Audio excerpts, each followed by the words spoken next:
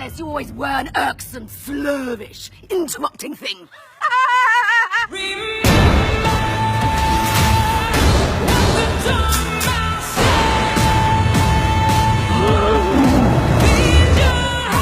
Hold on, everyone. I said, hold on.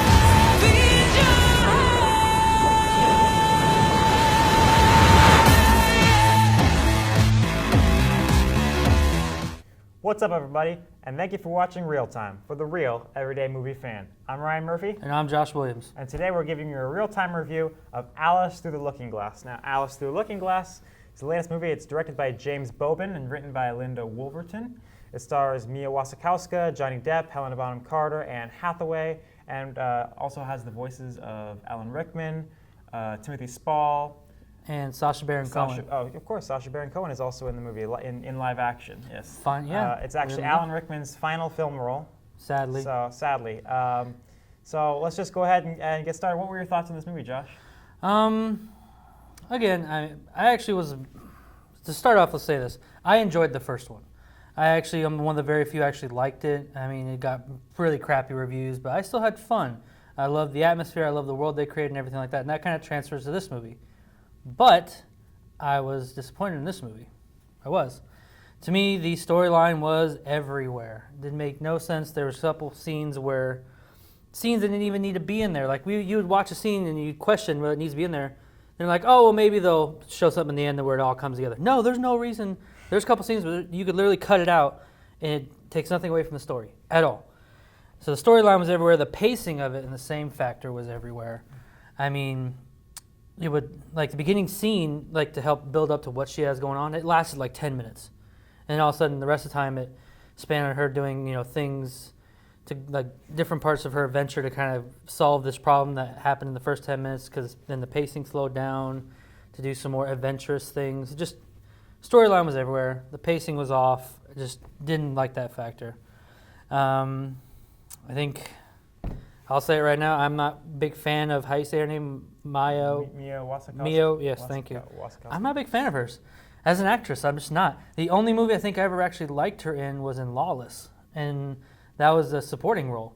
But even though I loved the first one, I wasn't a big fan of hers then either. I mean, I just don't think she's a very great actress. I didn't think she brought it again this time. And then Anne Hathaway, didn't like her. Not in this movie. I love her in a lot of different things. I mean, I love Anne Hathaway, but not in this movie. She just doesn't play whimsical properly, in my opinion. I don't know.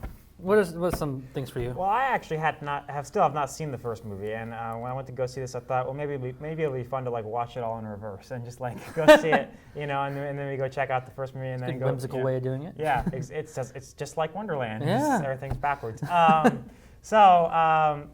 knew enough about Alice in Wonderland. I knew who the characters were and everything like that. I thought it was it's not a very good movie. It's not a very well done movie, and it definitely feels. I mean, but it was at the same time it was just kind of fun. There's a million things wrong with it. The plot doesn't really make sense. It kind of feels like the whole movie was made on a weekend.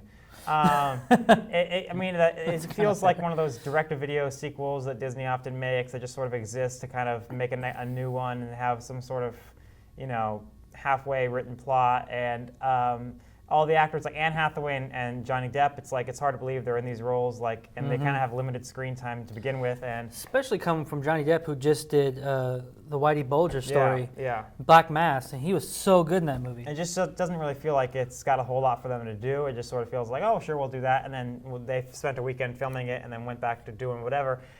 But at the same time, it's just like it's a kids movie. It's fun enough, and I was like, I didn't have a terrible time watching it. So it's probably got more things wrong with it than X-Men Apocalypse, but I probably enjoyed myself more. And maybe it's because of the atmosphere, and that's something I really liked was the atmosphere. I think I'm on the same boat as you, where I feel like I love the world they create in Wonderland. I mean, they brought what you imagine when you're reading the book. They brought it to life, and I think they did a great job in that aspect. And that's one of my things I really liked about it. I love the whimsical feel of the world. I really liked Sacha Baron Cohen in this movie. I did too. Really great. I hate him in almost everything he does. I think this and Talladega Nights are the only two things I actually like him in now. And I think this is his best, in my opinion, his best performance. Yeah. Especially towards the end. I think he had a dramatic scene I just thought he did a great job in. Yeah. Were you same as me? Did you actually? I kind of like Johnny Depp still in his role. I mean, he's definitely like I didn't see the first one, like I said, but he's definitely unrecognizable. Yeah. Like wow, would never be able to guess that was Johnny Depp. His voice too. His voice is just not everything. Else, even Jack Sparrow, he's still Johnny Depp. I mean, it's a little bit exaggerated, but it's still him. And this is just a total difference. It's just crazy. Mm-hmm. You know. What did you think of kind of how they developed the characters into making them different? Because in this movie they do develop the characters a little bit, but they kind of almost change them in a weird way. I thought, to where I didn't like how some of the characters were developed because it changes the core of their character. Mm. You kind of get what I'm saying? Because I can't give anything away. Reveal. Yeah, I mean, can't. It was all just sort of, you know. And that was one of the big things I had a problem with was the time travel. Now you brought up an interesting fact. You can kind of chime in if you'd like. I don't remember in the first movie how it works out, but there's a scene in this movie where they're doing some time travel. It's not a spoiler, but they have a scene, and then something happens in that scene, and then they go back to the present. But how that scene took place, you would think the present would have affected it. Mm-hmm. But maybe in the first movie, it maybe explained that. I don't remember that. Yeah. I'm being extremely vague. I just don't want to give away anything. And again, that went to the storyline where it didn't make any sense. I don't know. I couldn't tell you. I didn't see the first movie, but I thought I heard something about that happening in the first movie. Now we're just being totally vague. We are, and it's hard to give a non-spoiler in that aspect. But I don't know. But what are your overall thoughts on it? Just at the end of it. I thought, you know, decent movie for kids. Not the worst. Fun enough, I think. You know, I don't know if I would recommend going out to see it and paying, you know, $10. But if it's on Netflix and stuff, I mean, it's not the worst time in the world. It's kind of dumb, but it's not as bad as the critics are giving it. Is it worth the audience's money? Maybe not. Maybe if you go see like a matinee with your kids. I'd say with kids. Yeah. If you have kids, take them. If you're by yourself, no. Yeah. All right, so what would you give 5 it? out of 5. 5 out of 10. 5 out of 10? Yeah. That's pretty good. And I was going to talk about I'm glad you re-brought that up about how it's a kids movie and it has no storyline. That makes it kind of okay. I'm on the other fence of that. Like with movies like Zootopia and Inside Out, a lot of these kids movies that come out there are extremely intelligently written. Well, that excuse can't happen no more. Almost, it feels like there is no such thing as a kids movie. No, there isn't, because the storylines are getting so much better. All movies are made; they're family movies, but not really kids movies. So that's I understand what you're saying, but you know. Yeah, but my overall thoughts, weirdly enough, I still had fun, even though the storyline was crap. A lot of the characters, not characters, but actors who were in that were kind of crap, in my opinion. Overall, I mean, it's like he said, if you have kids, go see it, but if you're just a couple wanting to go see something fun, don't.